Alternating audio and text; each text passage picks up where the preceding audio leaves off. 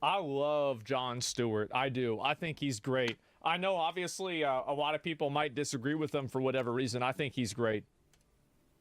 First law of Trumpodynamics. Every action is met with a very not equal overreaction. That's right. These pardons are sick. They are offensive. They are un-American. This is one of the most egregious, despicable acts in American history. This is textbook authoritarian takeover 101. I knew I should have taken that class. And not majored in submissive liberal crying 101. Oh. Is it an abuse of pardon power? I don't know. Yeah. But that is his constitutional power. Again, how they're going to cry about abuse of power whenever fucking Biden pardons his son blanket for 10 years. He's pardoning everybody. He's pardoning his whole family. Right. You don't have any leg to stand on talking about abuse of power? I think it's so weird that they can just pardon people. Given presidents the power of a king. Pardon criminals. Say, oh, by the way, like, with that power, you're not going to get all like kingly and shit on us, right? That's part-time host and occasional funny man Jon Stewart calling out Democrats in a like as I imagined. But then we had a weekend. Serenity now. And we can finally catch our breath. Begin to move forward with intentionality. Namaste. Friday Night Massacre. Late Friday Night Purge. A chilling purge. The Purge. Ah! Trump has ushered in the purge! It's crazy how he really calls out, because he's right about this, how they keep everybody on a, always on the up and up. Everybody is always this emotional dilation where, like, things are way more serious than they need to be. Way more. It's the purge. Like, what? The purge? Damn. Emotional fear. Yeah, there's no day off. You know who said it the right way? I'm gonna be honest. I was watching a Sam Hyde video, and Sam Hyde said that modern media was like just continuous shepherd's calls that just keep your attention and like your like fucking stress levels at an all-time high. And I think he really cooked with that. He did. Like, I remember thinking, like, when I watched it, I was like, damn, he's completely fucking right about that. Wow. Is fear-mongering? Yeah. Watching Sam without us? Well, to be fair, I mean, there's a lot of videos that if I watched Sam with you guys, I wouldn't be watching anything with you guys after that. So, yeah, right. Well, that probably would not He'd happen. be banned. Plus, to be fair, the guy's content, I mean, the guy being Asmon, his content is 90% React. Like, he's got to watch some off of. Like, you guys would never catch any more games ever. He barely does games as it is now. He has to purposely stop reacting to stuff to play a game. Like, yeah. That's why he always has so much, because he never gets through it all, because he purposely stops to like end with a game. Yeah. Everyone will take full advantage. So, yeah. Although, just in case I'm misinterpreting, what is this purge about exactly? Breaking news, the mass firing of government agency watchdogs. Trump fired at least 17 inspectors general. No! He got rid of 17 inspectors general. Oh, no. That only leaves no one knows how many left. Probably a lot. I have no idea. What Trump did violated the law. He can't just fire these people. Title V, Section 403 of the U.S. Code, federal law, an inspector general may be removed by the president. We didn't mean that law. What do you mean? What? So what's the purge? What's the why do I have an axe? There's a specific law that requires notice, 30 days, and a statement of reasons. Substantive and detailed rationale. What? I'm sorry, what? Oh, apparently you can fire them, but you have to give them 30 days notice. Oh, so that's what we're upset about? No! You can do it, but not in that font! It's just, this is the kind of shit, bro. Like, this is the reason why people don't take this shit seriously anymore. It's because of this constant fucking emotional escalation, bro. It's so annoying. Nail on the head. Yes, he's so he's so right, man. I never took any of this shit seriously. Jon Stewart, it's like to be fair, with like political comedy, I feel there like was no any more. Came back in the Two Towers, and it's like everything was turning to shit. Like you had Jimmy Kimmel, Conan O'Brien retired. You had fucking Stephen Colbert like turned into a massive bitch. To be fair, I think that who's that British guy that was on the Daily Show, John Oliver? I think he's all right.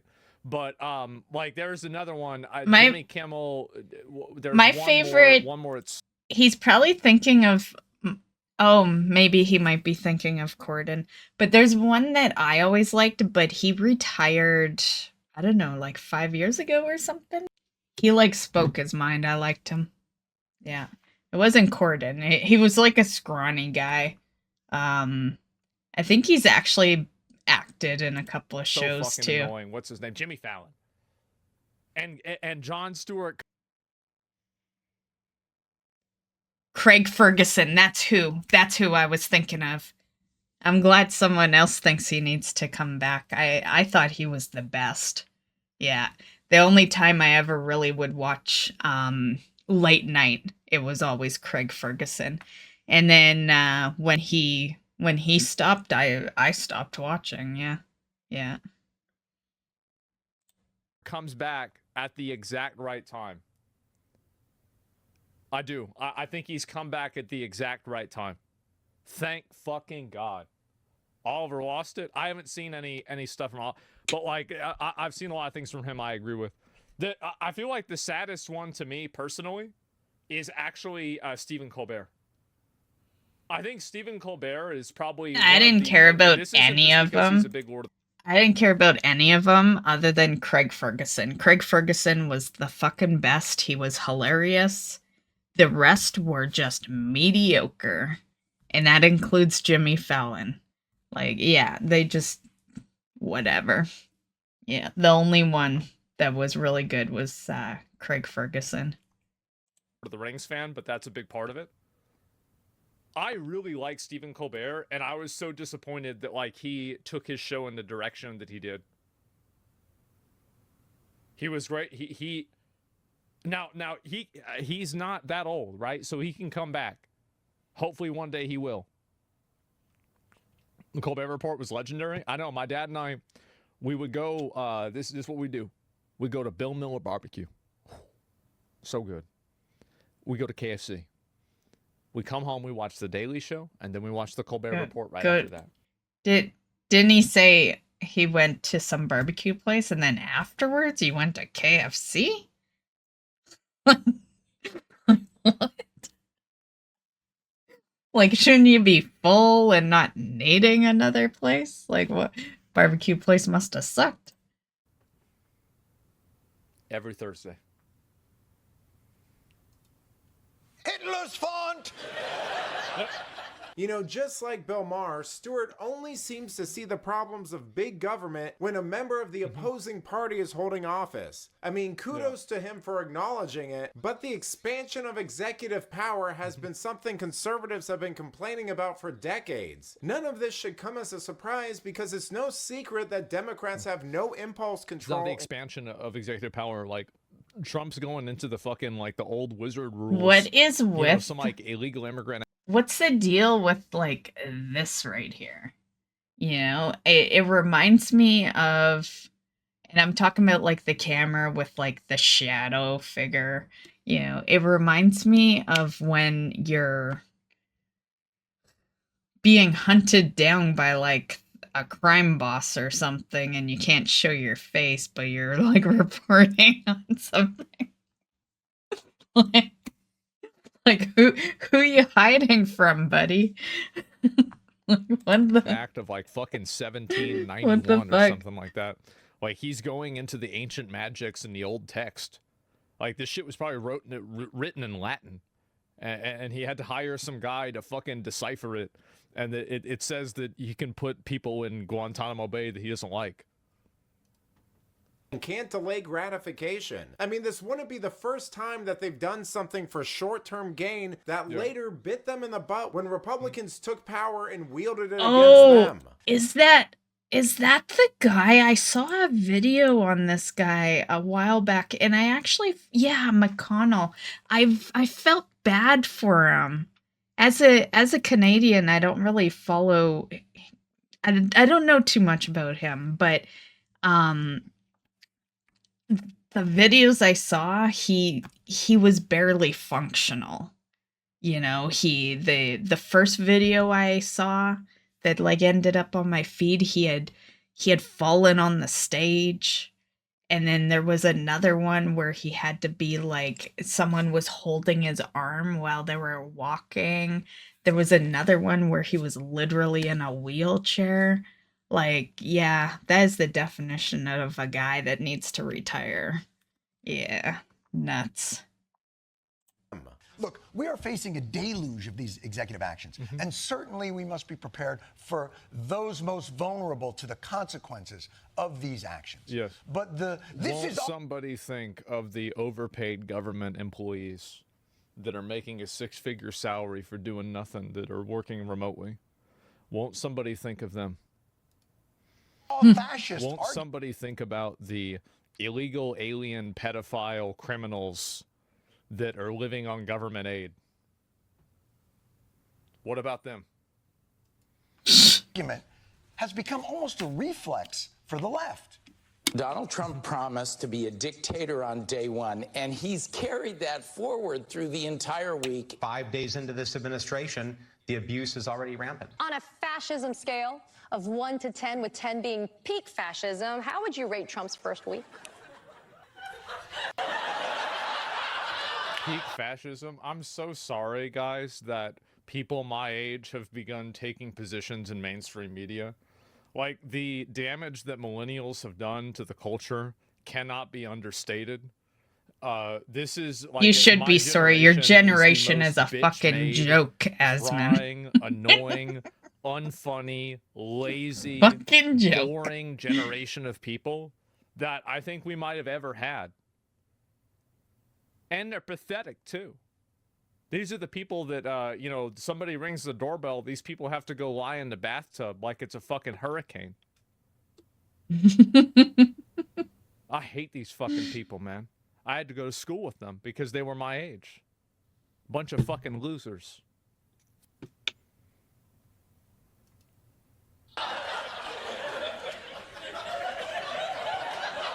Owning Funko Pops and they're fat.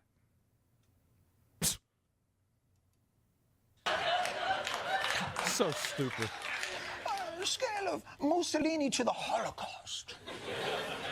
I would say it's not fascism. Do I not understand what fascism is? Republicans No, bro. Fascism is whenever the government does something you don't like.